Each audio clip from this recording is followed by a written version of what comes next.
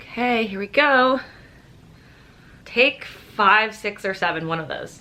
I wanted to create a video about feeling behind in your 30s because it is a feeling I have really been dealing with for the past year and a half. I'm 31 currently and turning 32 next year. And there is something that happens when you turn 30, and I just feel like a lot of questions come into your mind, and not just from yourself, but from other people as well, of like, what are you doing with your life? How are things going? Do you think you're gonna get married soon? Oh, you're dating? Like, how's that going? And it's just a very self-reflective time where you're just like really questioning what's going on. And so for a lot of like, I mean, I've only been in it for 2 years, but for my 30s so far, I've really just felt behind because 1, I don't know what I want to do with my career. 2, I have friends who are married and already married, starting to have kids, and I'm still dating in New York. And then 3, I just moved to New York last year, and so I have been in the process of like building a new life here.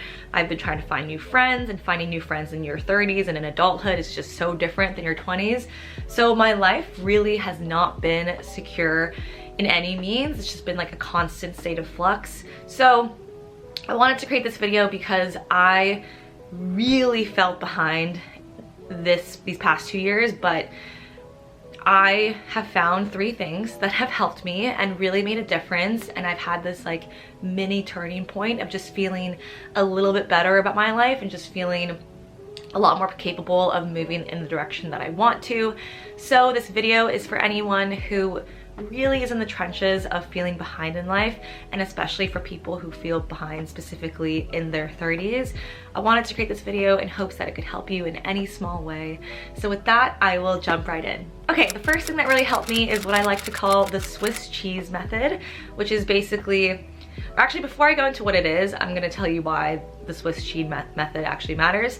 So I feel like the reason why your 30s can be really overwhelming is because there's just so many things that you're contemplating doing, and you're so overwhelmed because you just don't know where to start.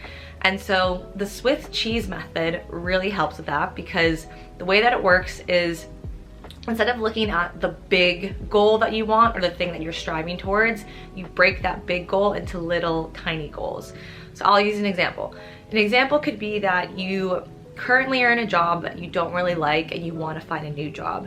So an example of a big goal could be, I need to find a perfect new job, or the job that's like totally meant for me. That in itself is really scary, really daunting. You're like, where do I even start? I don't really know what I want to do. And so the Swiss cheese method is finding little sub steps or sub goals that are smaller and a lot more doable and easy to actually handle. So an example could be, okay, small goal is I'm going to update my resume this week. Another small goal is, after I update my resume, I'm going to give it to my friend for them to give me some edits or feedback. Another small step could be, okay, I'm going to make it a priority this week to find 2 people that have jobs or careers that I'm curious about, and just set up time and set up a phone call to learn more. Way more doable. So instead of being like, I need to find a job, you're just doing these little steps that are leading you to that, but you're not overwhelmed with getting that like final big outcome.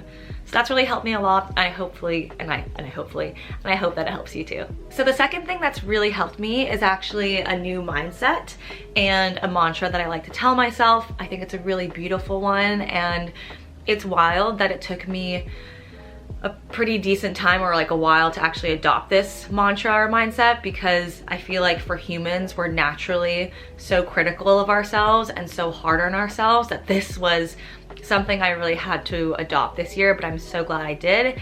And the mantra is, you did the best you could with what you knew at the time. Let me repeat, you did the best you could with what you knew at the time. Why I think this is so powerful is that, like I said, we tend to be really critical of ourselves, and actually I feel like we are the most critical like out of anyone on our own, and we're so judgmental of everything that we do. And it's really easy to have this internal negative dialogue, or to beat yourself in your mind through your thoughts by saying things like, I'm not good enough, or I'm not where I'm supposed to be, or I'm behind everyone else and I'm so behind in life, I'm a loser, I'm a failure, you know, all these negative things that just really are not kind or productive for you, because you kind of just like get into your own world. And so I really hope by you hearing that mantra, you can start to adopt it and think about how you can give yourself grace and compassion, because life is hard. And I really like to believe that we do the best we can with what we have in that moment. And I hope you can look back at your younger self, whether that's you in your 20s or your teens or even early 30s or whatever age you are now, and just know that younger you was doing the best that he or she could. And so be kind, be compassionate, and give yourself grace. The last tip is to get excited about your future, and to do that, you can create a vision board. I know some people are anti-vision board, but I promise you it has been amazing, where I just think it is really fun to see like an ideal vision of like your dream future. So I have a vision board with like my dream house, my dream job, my dream like style and outfits, and just like other things that I want to have in my life. And it's really helped motivate me, because sometimes when you're just like going about your day-to-day, you're not really thinking about it, it's hard to be like, what is my vision? And it's helpful to actually sit down and think about what you want your future to look like, because by doing that, it just starts to put this compass in your head, even subconsciously, of what are the actions I can take now to start moving towards that future. And again, you don't have to get there right away, but how can you progress in that direction? Another fun fact is that you are 42% more likely to achieve your goals if you write them down. So write down your goals. I was gonna do like this. So write down your goals and create a vision board and get excited.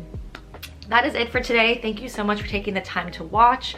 Please subscribe if you want to figure out life with me, or if you're just someone who's also in your late 20s, 30s, and just going through the motions and going along this journey. Thank you all. Hope you have a lovely day. Oh, actually, I did want to say as a closer, again, if you are someone who is feeling behind in life and just feeling lost, aimless, don't really know what they're doing, you are not alone. A lot of us are feeling the same way, and I feel like the more we open up about it, the more we realize that we're not alone. Hugging you through the camera. Okay, bye.